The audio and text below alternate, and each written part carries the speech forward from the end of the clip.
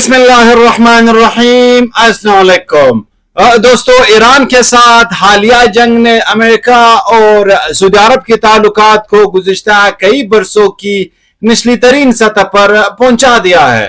مختلف media reports کے مطابق امریکی حکام اب سعودی عرب سے اپنی فوجیں واپس بلانے پر غور کر رہی ہے، جس کی بنیادی وجہ عسکری حکمت عملی، علاقائی سلامتی اور ایران کے ساتھ امریکہ کی جنگ سے نمٹنے کی طریقہ کار پر دونوں ممالک کے درمیان یعنی سعودی عرب اور یو ایس کے درمیان پیدا ہونے والے سنگین اختلافات موجود ہے۔ دوستو، یہ کشیدگی اس وقت بڑھی جب سعودی عرب نے امریکی افواج کو اپنے فوجی اڈے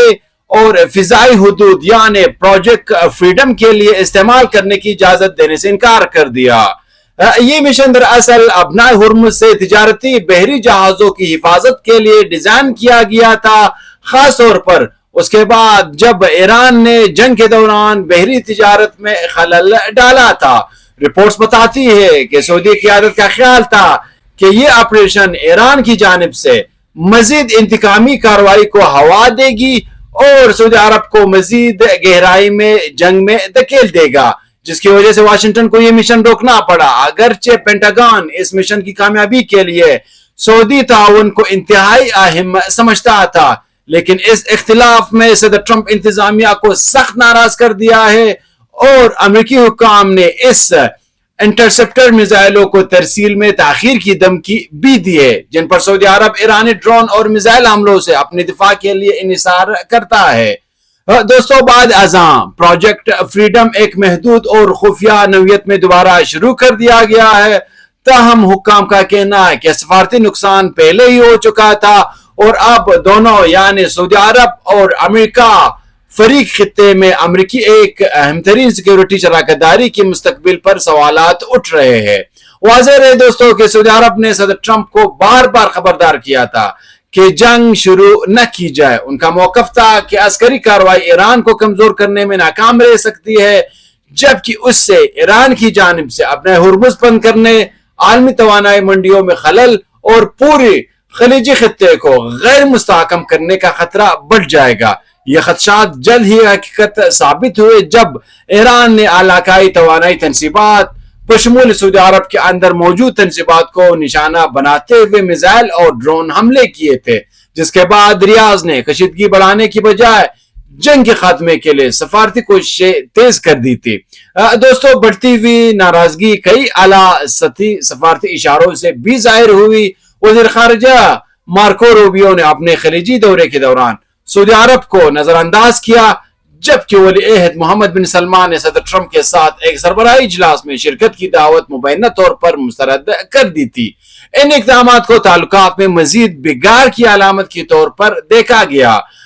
اسی پس منظر میں امریکی حکام مبینہ طور پر اس بات کا جائزہ لے رہی ہے کہ آیا سعودی عرب میں امریکہ کی دیرینہ فوجی موجودگی کو کم کیا جانا چاہیے، ایک ایسا قدم جو گزشتہ کئی دہائیوں میں خلیجی سلامتی پالیسی میں سب سے اہم تبدیلیوں میں سے ایک ہوگا۔ اس کے باوجود واشنگٹن اور ریاض کے درمیان دفاع، توانائی اور علاقائی سلامتی کے شعبوں میں تعاون بدستور جاری ہے۔ تاہم ایران کی جنگ نے دوستو یہ ظاہر کر دیا کہ ایران کا مقابلہ کرنے، خلیجی اتحادیوں کے تحفظ اور مستقبل میں طاقت کی توازن کی تشکیل کے حوالے سے دونوں ممالک کے درمیان اختلافات گہرے ہوتے جا رہے ہیں۔ چاہے یہ مبینہ فوجی جائزہ ایک بڑی فوجی واپسی پر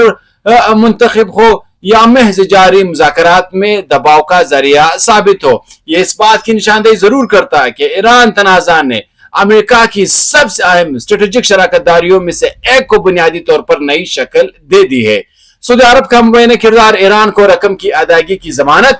ایران امریکہ کی نازک معاہدے کی مرکزی میں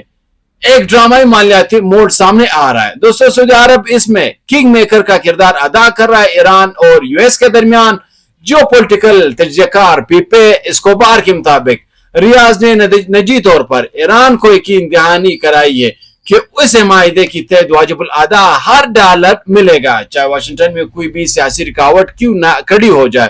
اسکوبار نے دو الگ الگ ذرائع کا حوالہ دیتے ہوئے کہا ہے کہ سعودی عرب نے ایران کو ابتدائی طور پر 12 ارب ڈالر کی ادائیگی کی مؤثر طور پر ضمانت دی ہے، جبکہ مجموعی پیکج 2 مراحل میں 24 ارب ڈالر تک پہنچ سکتا ہے۔ یہ مبینہ سعودی ضمانت ایک ایسے وقت میں سامنے آئی ہے جب ٹرمپ انتظامیہ اصرار کر رہی ہے کہ ایرانی اثاثوں کی کسی بھی رہائی پر سخت کنٹرول برقرار رکھا جائے گا۔ خزانہ کی سیکرٹری بیسنٹ کے مطابق اس رقم کی نگرانی مشرق وسطیٰ میں موجود امریکی خزانہ کے حکام کریں گے اور یہ رقم بنیادی طور پر خوراک، ادویات اور دیگر انسانی ہمدردی کی بنیاد پر خریداری کے لیے مختص کی جائے گی۔ پہلی قسط قطر میں موجود اکاؤنٹس کے ذریعے جاری کیے جانے کی توقع ہے، جبکہ واشنگٹن کا موقف اس میں مختلف ہے۔ واشنگٹن کا موقف ہے کہ اس رقم سے بالآخر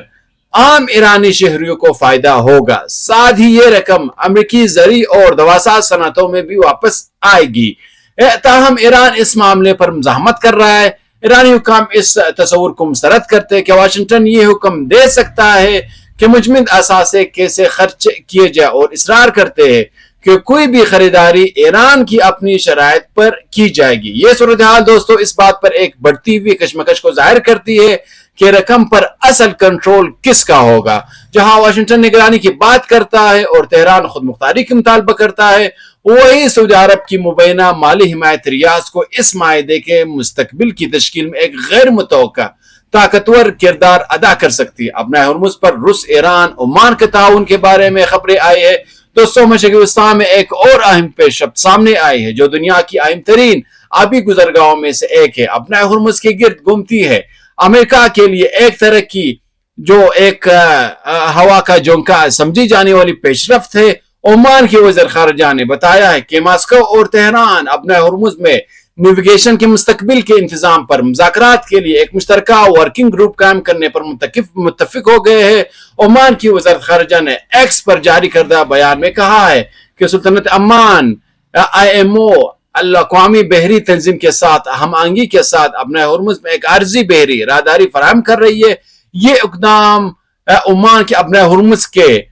تحت ذمہ داری، عالمی معیشت کے لیے اس کی اہمیت اور انٹرنیشنل قانون و سمندری قانون کی تحت اپنا مستقبل عزم کی بنیاد پر لیا گیا ہے تاکہ اپنا ہرمز میں جہاز رانی کی آزادی کو یقینی بنایا جا سکے، اور یہ سہولت بغیر کسی ٹرانزٹ فیس کے فراہم کی جا رہی ہے۔ بیان میں مزید کہا گیا ہے کہ امریکہ اور ایران کے درمیان ہونے والی کوششوں کی نتائج کے مطابق عمان نے IMO کے ساتھ مل کر تمام بحری جہازوں کے لیے ایک عارضی سمندری راہداری کا آپشن فراہم کیا ہے، جو MAO مختلف عمانی حکام کی جانب سے اعلان کردہ کوارڈینیشن کے مطابق ہوگا، اور جو جہاز اس راہداری کو استعمال کرنا چاہیں گے وہ اس سلسلے میں IMO سے رابطہ کر سکتے ہیں۔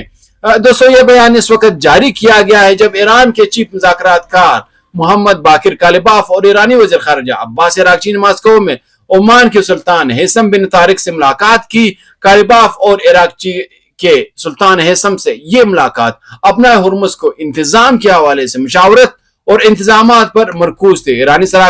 سرکاری میڈیا نے اس سے قبل بتایا تھا کہ کالباف نے کہا تھا کہ اپنا ہرمز کا انتظام ایران کے ہاتھ میں ہوگا۔ عسکری کامیابی اور سفارتکاری پر ایک رہنما کا بیان۔ اس موقع پر